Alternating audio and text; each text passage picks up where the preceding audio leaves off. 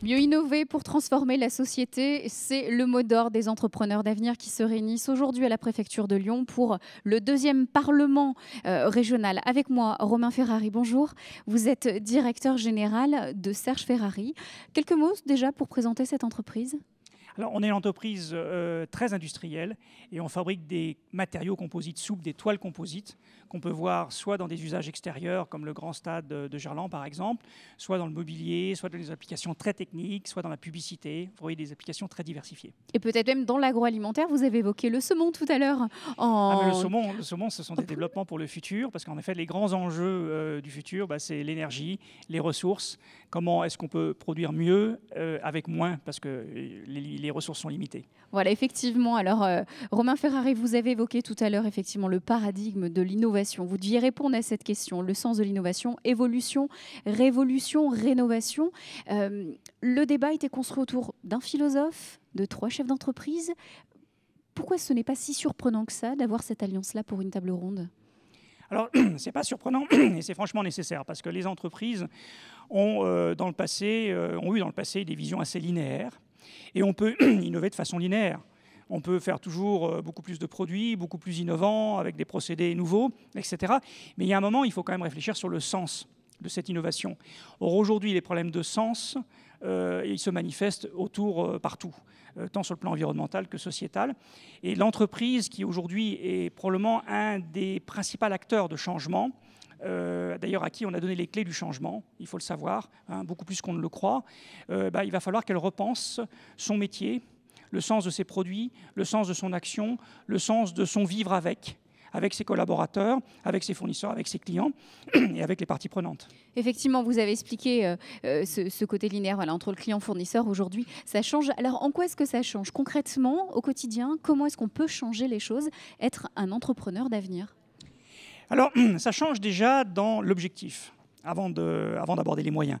Les objectifs, aujourd'hui, sont assez simples. Il y a une grande partie des activités économiques qui doit rentrer dans un mode de transition. Une transition, c'est un changement d'état. C'est-à-dire qu'en gros, il doit se métamorphoser de l'état actuel à un nouvel état. Pourquoi ? Parce qu'on a atteint beaucoup de limites du système et qu'on ne peut plus se développer comme ça, de cette manière-là. Donc, en gros, il faut pouvoir fournir mieux avec moins, s'alléger. Il faut pouvoir introduire de l'économie de fonctionnalité, ne plus vendre un produit, mais par exemple vendre juste la fonction. Et puis évidemment, il y a le grand challenge de l'économie circulaire qui permet de continuer à vivre avec un métabolisme industriel, mais sans continuer, comme on le fait aujourd'hui, à épuiser des ressources qui sont limitées. Et le tout doit se faire aussi en meilleure harmonie avec la biosphère, puisqu'on doit en fait resynchroniser les activités économiques avec les grands métabolismes de la biosphère, la biodiversité et les métabolismes qui y sont associés.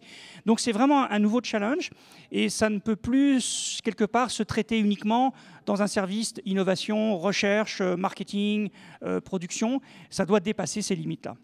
Surtout, en tant que chef d'entreprise, on voit qu'on n'est pas seul. Vous êtes l'un des exemples aujourd'hui parmi les 500 entrepreneurs d'avenir qui sont là. Est-ce que ça aussi, c'est rassurant de voir qu'on n'est pas le seul et qu'aujourd'hui, on n'est pas qu'un petit maillon de la chaîne, mais en fait, si on a plusieurs, on pourra faire changer les mentalités et toute l'activité économique autour de ça. Est-ce que ça vous rassure ? C'est pour ça que vous êtes là aujourd'hui, peut-être ? C'est rassurant de sentir qu'on n'est pas seul pour 2 raisons. La première, c'est que, de toute façon, on ne le fera pas tout seul. Donc, très clairement, on est obligé de s'associer pour changer, pour élaborer une transition, qu'on soit industriel, société de services, etc. On est obligé de s'associer. Et bizarrement, on est obligé de s'associer avec des gens habituellement qu'on ne rencontre jamais, qui sont ni nos clients habituels, ni nos fournisseurs habituels. Donc là, c'est vraiment une occasion de rêve.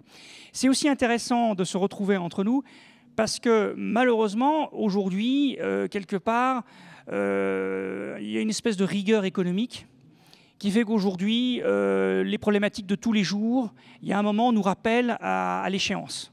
Et l'échéance, c'est le soir, la fin de la semaine, la fin du mois. Et souvent, les industriels se disent « j'ai tellement de soucis que la transition, le développement, j'y arriverai pas. C'est pas pour moi. Moi, je suis trop occupé avec mes problématiques d'un jour. » Et là, il faut être à plusieurs pour se dire, oui, d'accord, les problématiques du jour, on les a, mais les grands enjeux de demain, si on ne s'en occupe pas dès aujourd'hui, c'est très clairement, on ne passera pas la décennie. Donc c'est aussi un enjeu important pour le devenir des entreprises. Merci beaucoup d'être venu sur ce plateau, délivrer ce message. Merci bien. Merci.